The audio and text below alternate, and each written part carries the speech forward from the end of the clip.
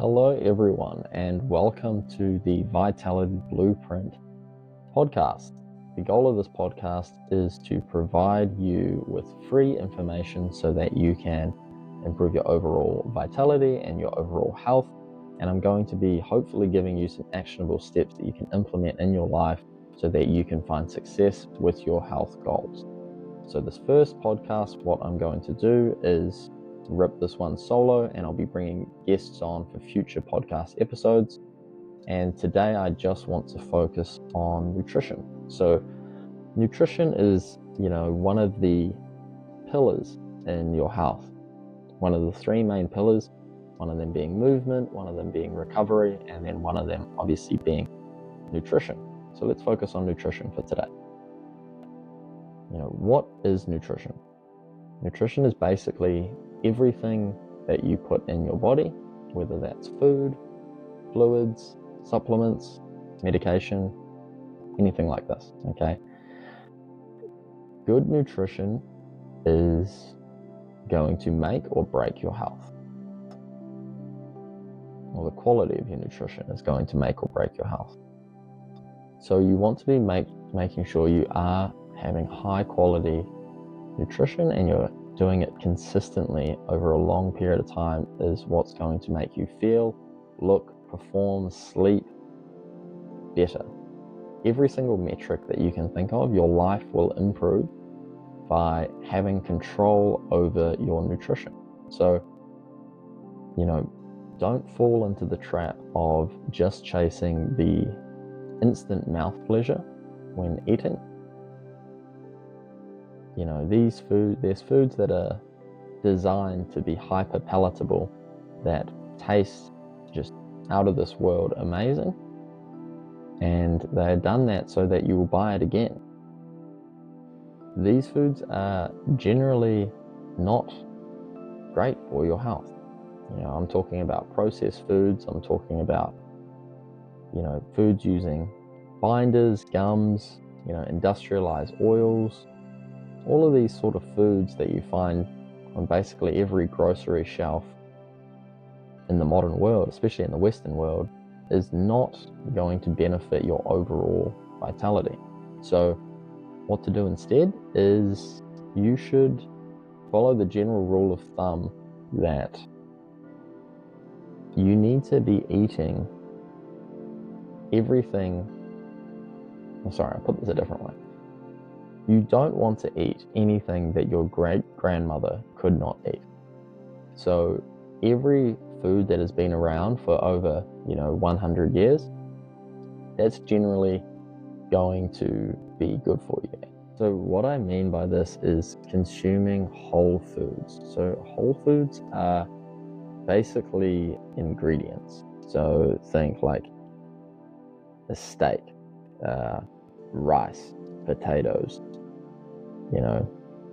orange. These are all whole foods. They're only one single ingredient. There's not really, 15 different ingredients that make up this food. It's just that one food. So eating ingredients rather than eating a culmination of ingredients that is made for you is definitely going to boost your overall health. And sourcing high quality ingredients is really the key here. So with most mass produced products, a lot of corners are cut in terms to save as much money as possible, to boost profits as much as possible for these companies that are producing food. So they're more likely than not going to use lower quality ingredients in their food to boost profit margins as much as possible. So,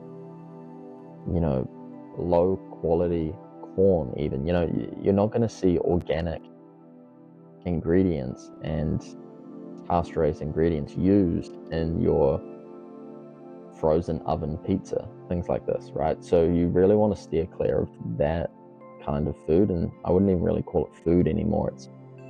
It's loaded with preservatives and artificial flavors and artificial dyes to make it look and seem healthy, but it's really not. And it's all been fortified with fortified with iron and fortified with folate. All of these, fortified foods, they wouldn't need to be fortified if they weren't depleted in the first place. So it's really just a marketing gimmick and tactic from these companies to make you think it's healthy, and it looks healthy because the food is very brightly colored and things like that. And the chimp brain, I don't know if the chimp brain just can't understand that bright colored foods, that's what makes you want fruit, because they're brightly colored.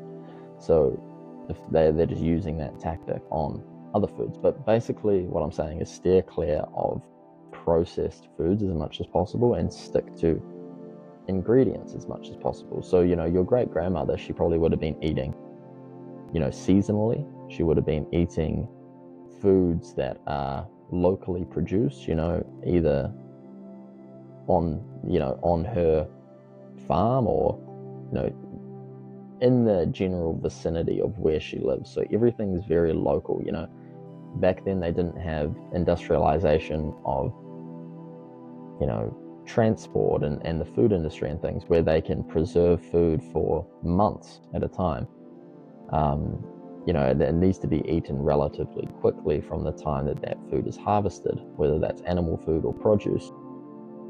So it's not going to be loaded with preservatives back then. So you want to really go for as close to the source as possible. It's always best practice to actually go and meet the people that are making your food if you're not making it yourself. Obviously that's the ultimate step, is you produce all of your own food.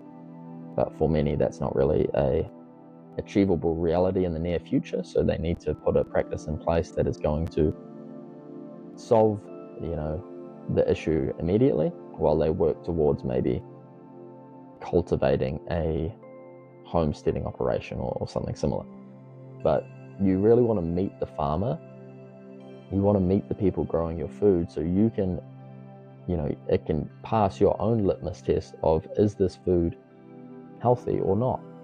And the closer you get to the source of the food, the cheaper it gets as well. So you think, when you buy food from the grocery store, it's exchanged hands, 5 or 6 times from the farmer to the grocery store, and each person exchanging hands there is taking a small cut on that. So you'll be surprised. What you're buying from the grocery store is usually twice the price of what it would be if you just got it straight from the source.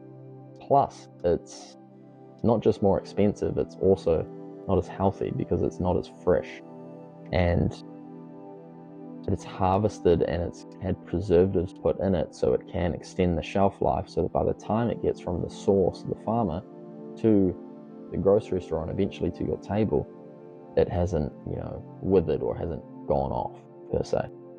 So you really want to go as far up the supply chain as possible, and just a quick search in your area, you'll be able to find, hopefully, some farm or something similar that you can get, procure your food from. So I'd really recommend doing that to improve the quality of your food, and always go, organic when you can. So basically what organic means is that the food has been grown naturally and it hasn't had any pesticides or herbicides or fungicides or basically any toxic chemicals sprayed on it to increase crop yields. So the organic fruit or organic food that you see, or organic produce, is usually going to be a little bit smaller. It's going to be possibly not so bright colored. It's possibly not going to look like your typical apple or your typical orange that you see in the grocery store, but it is going to outperform, the modern apple or orange, tenfold on nutrient density. And there's an important thing to note here as well, is the soil quality of the food that you are eating. So you want to make sure where you are sourcing your food, the farm that it's coming from is using regenerative agricultural practices. And what I mean by that is the way that they are farming is not depleting the soil quality. Because if you're depleting the soil quality, sure, from one month to another, there's not going to be much change, but extrapolate that practice out, decades, and you're left with what we have today in most of the industrialized agricultural world is vastly depleted soil quality that does not have as much minerals or vitamins in the soil itself, so it grows lower quality and less nutrient dense food. So it's an interesting graphic of orange grown in 1920 versus orange grown today has 8 times the vitamin C content back then than it does now. So you'd have to eat 8 oranges now to get the same nutrients as one orange from 100 years ago, which is pretty interesting. And that's mainly from soil quality depletion through industrialized agricultural practices. So where they, till the land, turn the soil over, plant new crops, spray it everywhere with toxic chemicals, and rinse and repeat that cycle as much as possible to increase crop yield, to increase profit, because at the end of the day, it is a business. So you want to really try find a regenerative farm near you, which can be quite difficult nowadays. A lot of majority of farmers are using the industrial agricultural practices that you see sort of prevalent in the Western world. Just going to drink my espresso 1 second.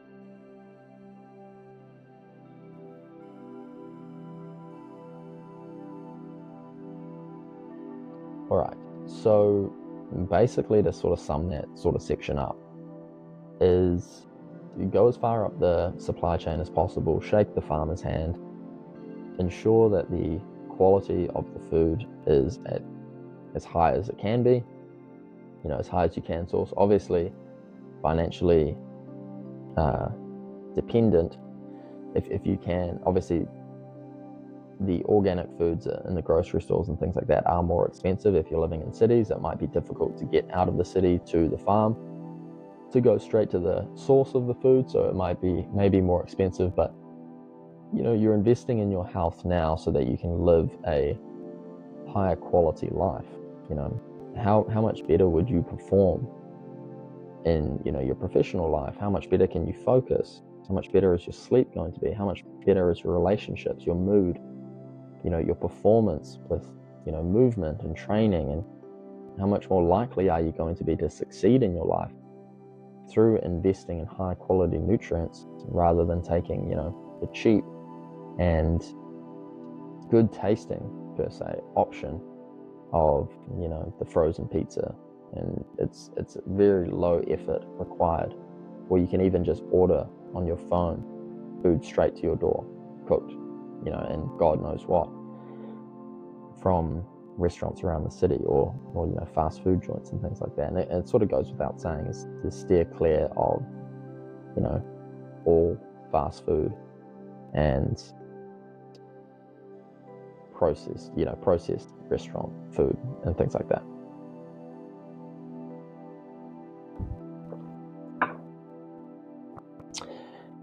All right, so the next thing I sort of want to talk about is I've got a lot of questions about raw milk. And you've probably seen posts about the raw milk a lot. I've been drinking it for quite a few months now, and it has been really had huge changes on my overall health. And I'd already had very good, implementing good nutrition in place already, in my opinion. And incorporating the raw milk in large quantities of it, on a daily basis has really, I've seen quite big changes in overall health of myself. So I've got quite a few questions about that. So let me just pull them up. So first one here is, how do you stay lean drinking 2 liters of raw milk per day when it's around 1500 calories for just the 2 liters? So again, you're sort of focusing on the calories and not so much on the, nutrients that you're getting from the raw milk itself. So just so everyone understands, raw milk is unpasteurized milk. So basically, they sell milk and they pasteurize milk under the guise of raw milk is dangerous because there's harmful bacteria in the raw milk, which can be true if, the cows that the milk is coming from are sick. Just like if you had a sick chicken, it's probably not going to give you high quality eggs. Same with the cows, right? And in the industrialized agriculture, a lot of these cows aren't really getting fed a species appropriate diet, and they are running into many diseases and sicknesses, which can be carried through to the milk. So you want to really make sure you are getting your milk from healthy cows. It kind of goes without saying. What I was saying just before is you want to be sourcing the highest quality food that you can, and that's basically it. Just source high quality milk from healthy cows. It's pretty simple, and you're going to be completely fine.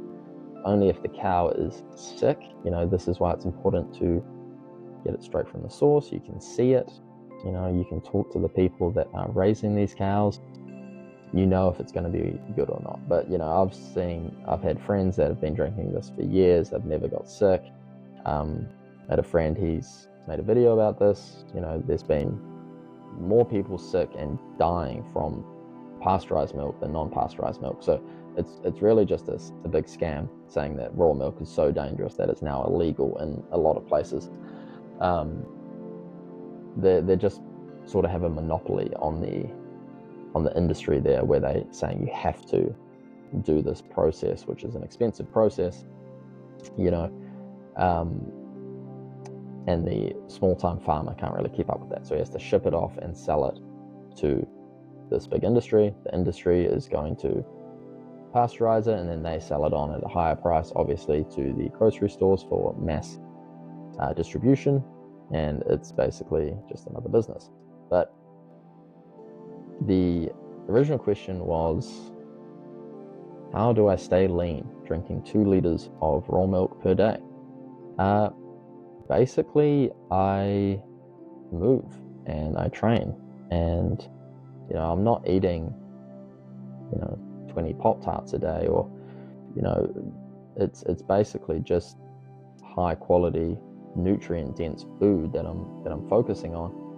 And obviously it's a different amount for everyone. I don't recommend everyone to drink 2 liters of raw milk. Like if you're a 110-pound woman, you probably don't need to be drinking 2 liters of raw milk per day.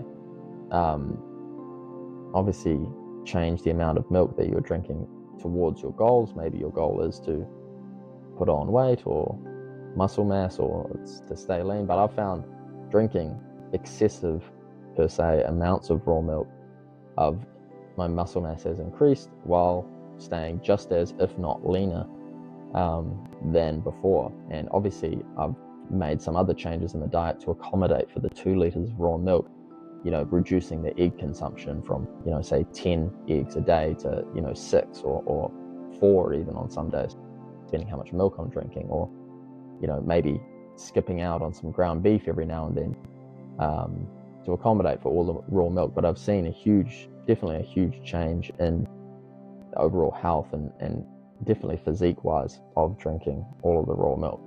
So that's the first question, is obviously just move a lot, and the more muscle mass you have, the more energy is required to maintain it. So the more muscle mass that you can have, the more raw milk you can drink. And it's just a perpetual cycle. They feed into each other. The more raw milk that you drink, the more muscle mass you have. The more muscle mass you have, the more raw milk you can drink, and then it just goes on and on like that. So drink more raw milk. Right, next one here is, do you think you could overdo it on the dairy? Example, raw milk, raw cheese, raw kefir every day, sometimes multiple servings a day. And yes, of course, you can overdo it. Kind of goes back to the last question, is it's goal dependent. So don't drink 5 liters of raw milk a day if you're a small woman, but if you're a 200-pound man and you're looking to put on extra mass, maybe you could increase your raw milk consumption. And obviously you're going to know better how you respond to specific practices than I do, because I don't know you. So obviously try it out for a month, see the changes that happen. If you like it and if you see positive improvements, continue doing it. And if you don't, maybe try changing the quantities, try incorporating something else. And that's basically all it is. You want to put these things into practice. If it's the raw milk, if it's the 2 steaks a day, or Vince Gironda's 36 eggs a day diet, you want to put things into practice and then see if it works for you or not. It's really that simple. And then if it does work, continue doing it. And if it doesn't, why did it not work? Was I doing something wrong? Maybe I need to fix that. Or maybe just this approach doesn't quite mesh well with my lifestyle or my goals, and then you can try a different approach. Another question here is thoughts on, slonking raw eggs, which is basically just means drinking raw eggs. It's completely fine. I do it. It's, raw food has a higher nutrient content than its cooked counterpart, contrary to popular belief, as many people think, because we cook meat, our brain size grew, which I don't think is very accurate. But raw food has a higher energetic frequency and it's also more nutrient dense. So you really want to be eating as much raw food as possible. For example, raw milk. For example, raw eggs. For example, raw meat even. All of these raw foods you're going to digest easier and they're going to have higher nutrient content. So you're going to digest the nutrients better. They're going to be absorbed into your bloodstream more efficiently. So I definitely recommend increasing the amount of raw food you are eating. However, important note to make is you have to source high quality food to do this. Just like the pasteurization of the milk. If the cow is sick, there will be harmful, in quotes, bacteria in that product. So,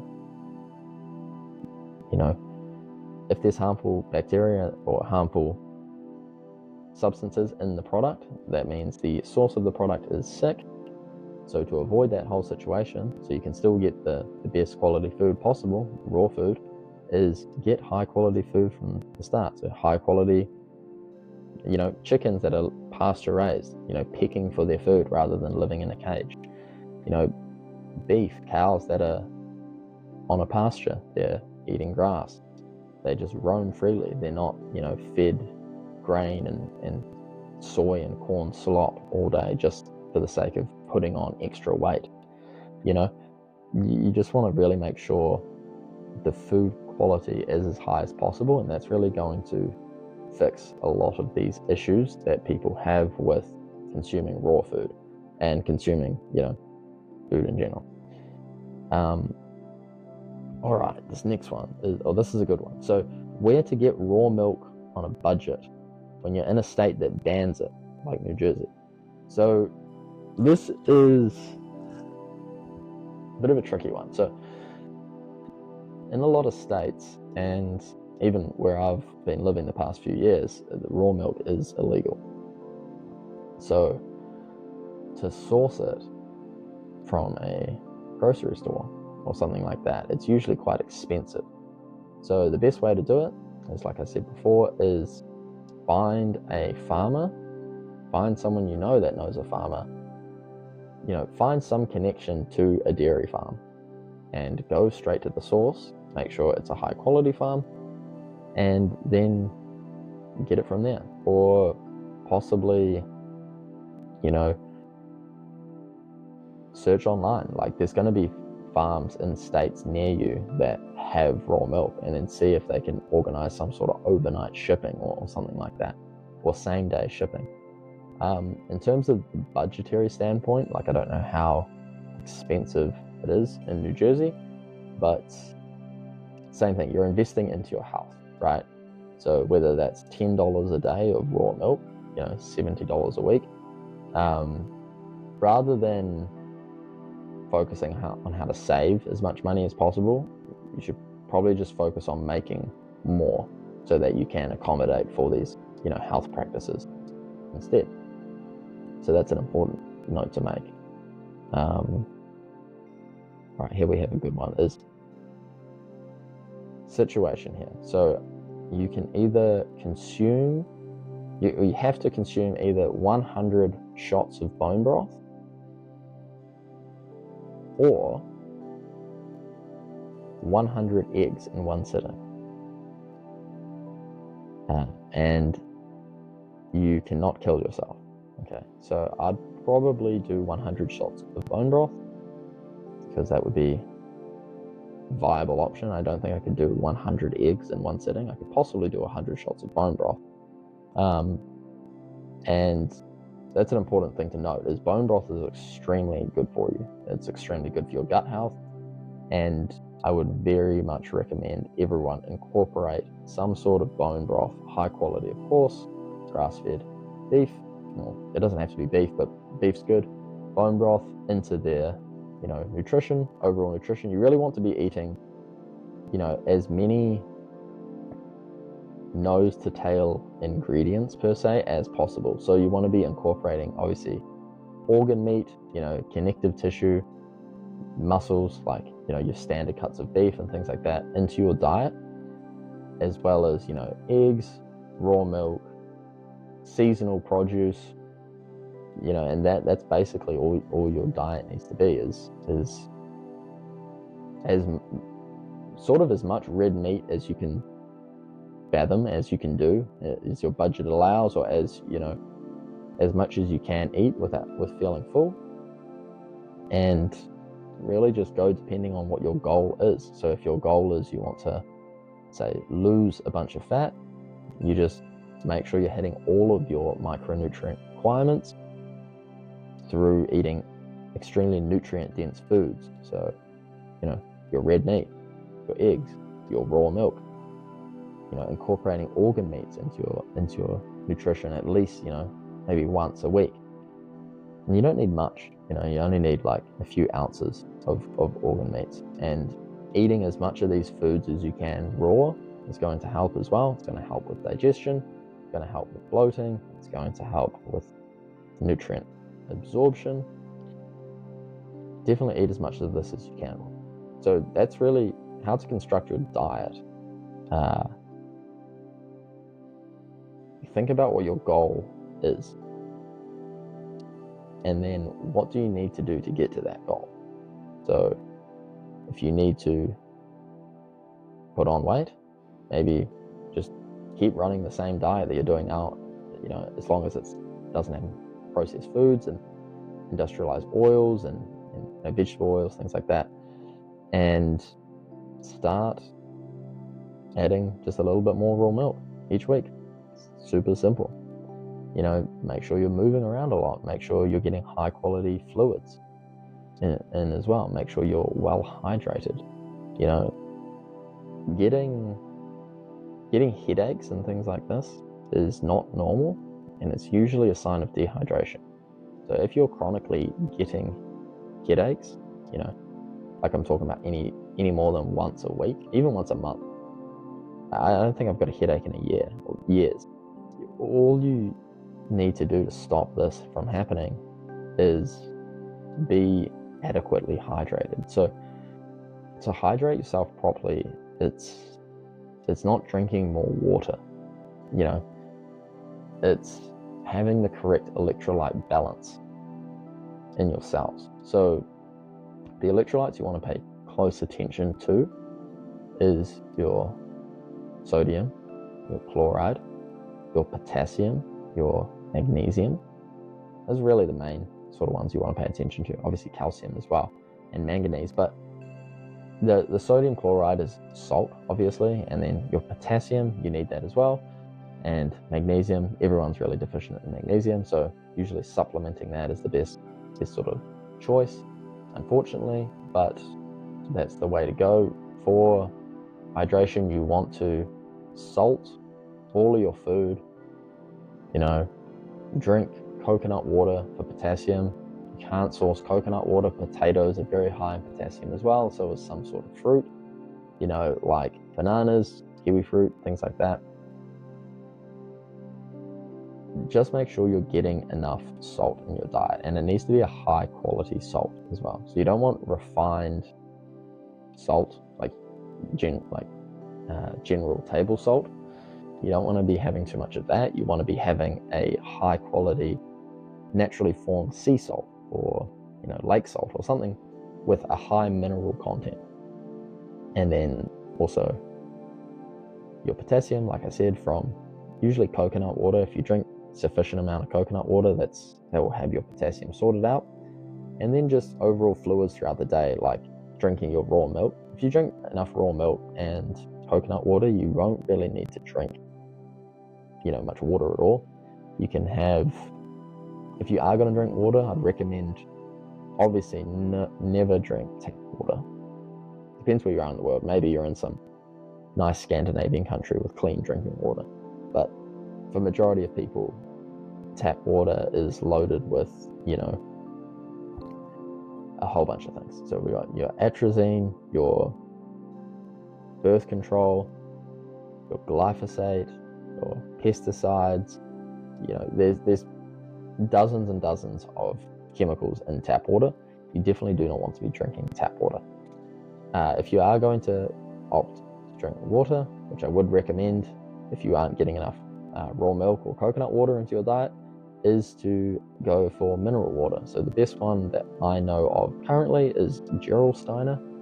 I believe it is a German naturally sparkling spring water, and it's relatively inexpensive, and it's very high quality. It tastes amazing.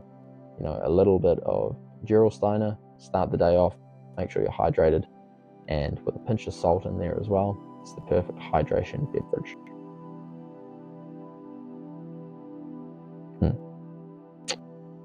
All right.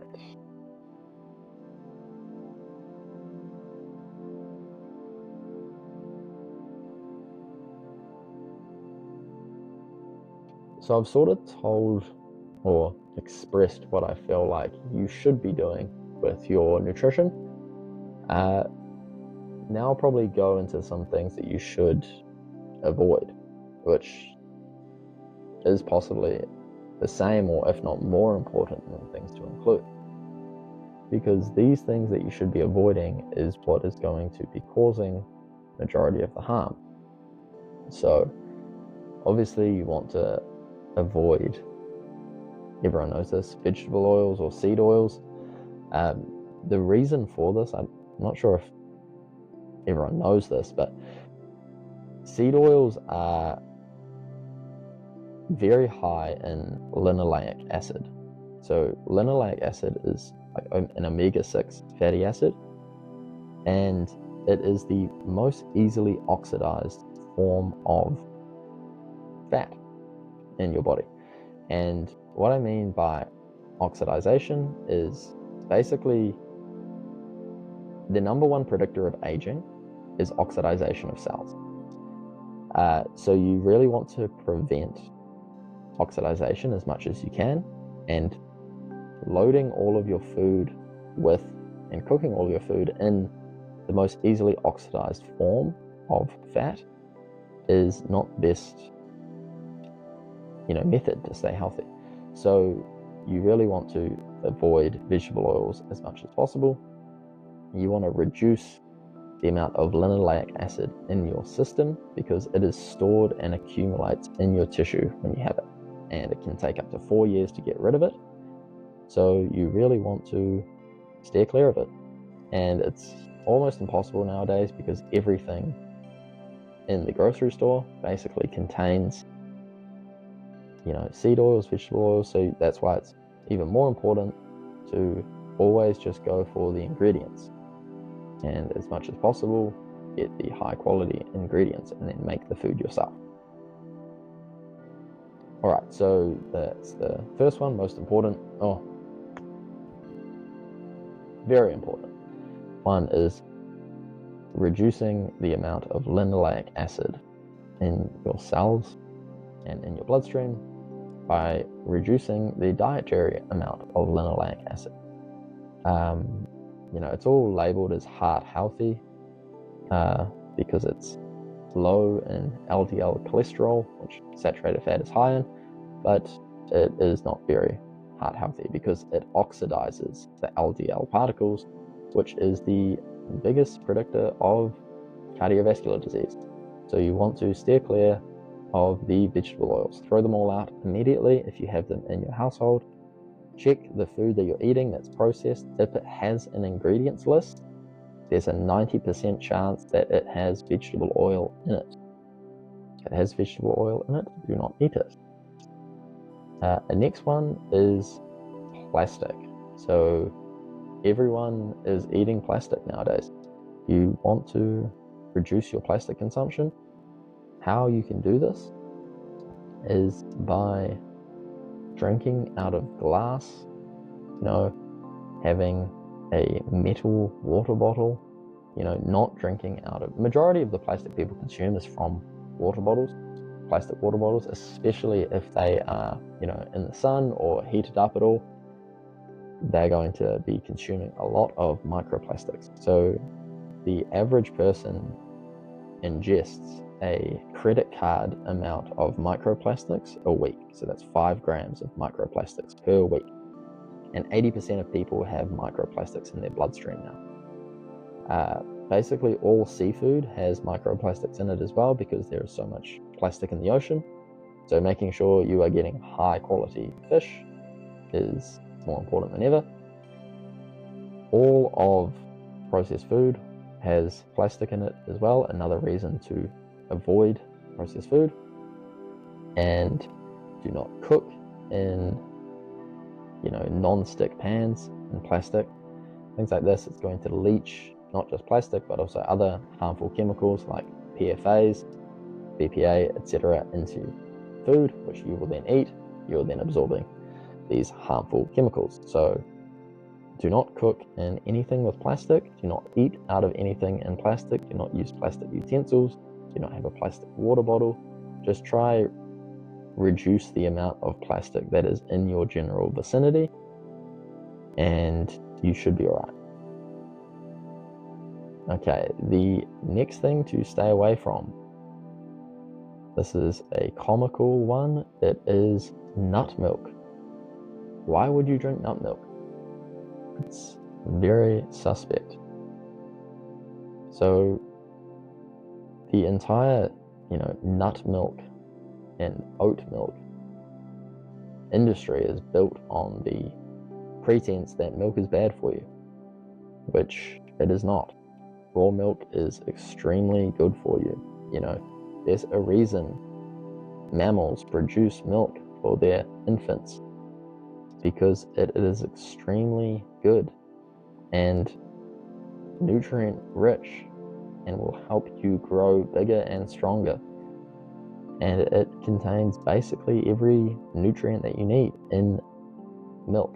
So you want to increase your raw milk intake rather than decreasing it and replacing it with a fake milk like oat milk or almond milk or these other nut milks, which is basically just ground up, say almond milk is ground up almonds with a whole bunch of water poured in, and then they filter it out, and it's basically just water with almonds that were ground up almonds that were soaked in there as well. And then they also add, believe it or not, vegetable oil in there to thicken it up a little bit and give it that milk texture. They then fortify it with, artificial vitamins and minerals to try and match that of natural milk, and not doing a fantastic job. So do not, under any circumstance, drink nut milk or fall for the psyop that it is better for your health, because it's not. This is an important note to make here is a lot of people in the fitness industry that love the whole calorie rhetoric and ideology of lowering the calories as much as possible, they drink nut milk because it's lower calories than, full fat raw milk that has cream on the top. Obviously, it's water basically, so it's very low in calories. So they think low calorie equals good when that's far from the truth. So do not drink nut milk.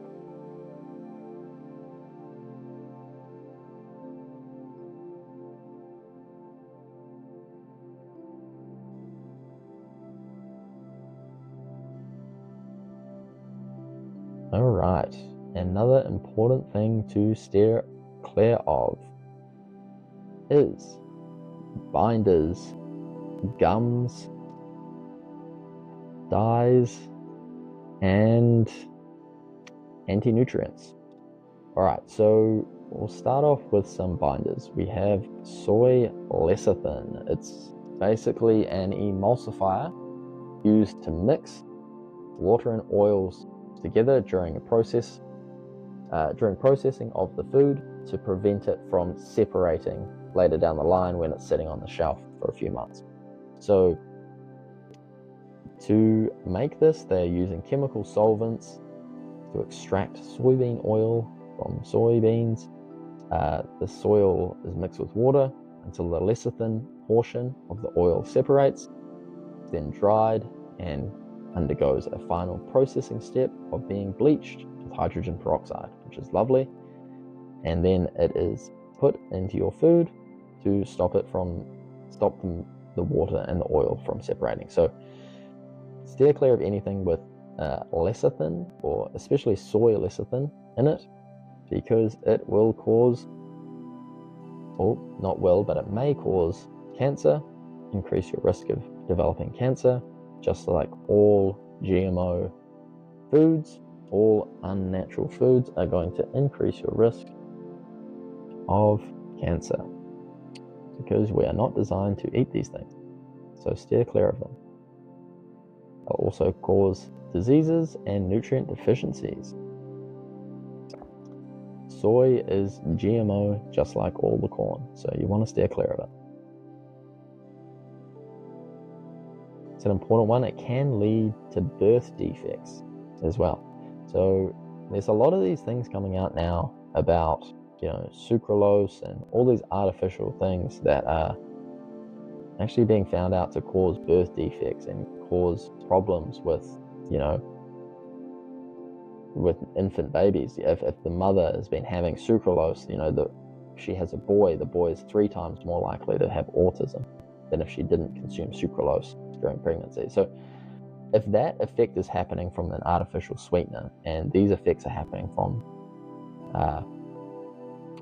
these binders and all these artificial things in the food, obviously a baby is more susceptible to it, but it's happening to you at a very small level.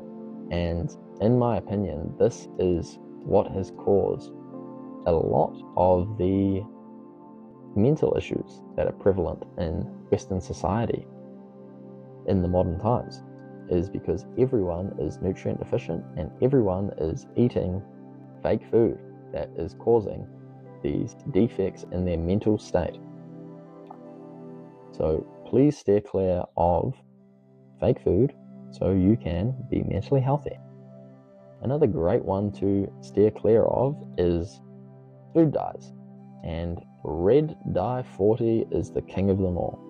So another one, it's been linked with mental disorders in children, and it is going to be doing the same to you, just at a smaller scale. But if you're having a little bit of red dye 40 and a little bit of, soy lecithin, a little bit of sucralose, all of these little effects are going to add up and have a big effect on your overall health, overall vitality, and your just general well-being. So stay clear of all of these artificial dyes, artificial binders, artificial sweeteners, all of it. Okay, so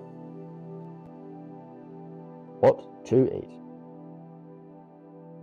like I said before, you should prioritize animal food.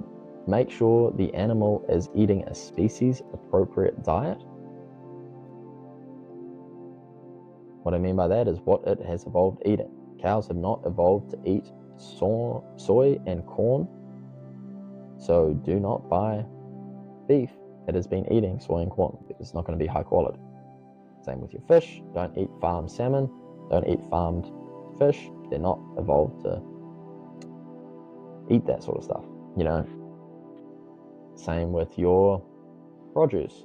Opt for organic. It's very simple. It's simple if you make it simple, and it's difficult if you want to make it difficult. But at a very base level, just eat animal foods and local produce that is organic, and you will be generally fine. If you're putting on weight, try eat slightly less. And you know, if you don't want to, say if you want to stay the same weight and you're putting on weight, eating these good high quality foods, right? Maybe eat a little bit less and then see what happens. If you're losing weight and you want to stay the same weight, maybe eat a little bit more. You know, the things I would really be making sure you're eating the most of is red meat, eggs, and raw milk, and then obviously incorporating some fruit in there as well, and vegetables if you are partial to that. But yes, I definitely recommend red meat as much as possible. You can get it from different sources. Obviously beef is good, bison, you can do venison from deer. You know, red meat is much superior to lean meat because of all of the fat soluble vitamins you'll be getting with it, which need fat to be absorbed. Also, for cooking oil, this is an important one as well. A lot of people ask this question, is what to cook with. So there's a few things you can use. You can use tallow, which is rendered beef fat. You can use butter. You can use ghee, which is clarified butter. You can use pork lard. Hopefully the pork is from a good quality source, so maybe not lard actually. You can use a high quality extra virgin olive oil, but you do not want to heat it up too high because then it will reach the smoke point and the oil will then oxidize, which is not ideal. So don't use olive oil for very high heat application. What else? Cooking with coconut oil is actually good as well. You can use coconut oil, that's a high heat oil, so for higher heat applications, you can use your coconut oil. But I'd honestly prefer just to use tallow all the time, or butter. Okay.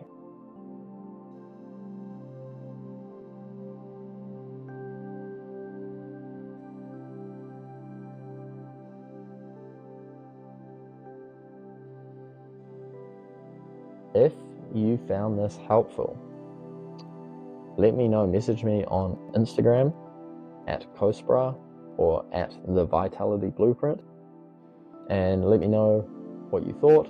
I will be sending everyone that messages me my ebook that I've wrote on nutrition.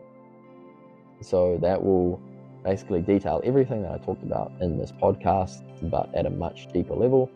I couldn't obviously go through everything on this one 45-minute podcast, but any more questions you have, message me on Instagram and let me know what you think. All right, thanks for listening, everyone. Bye-bye.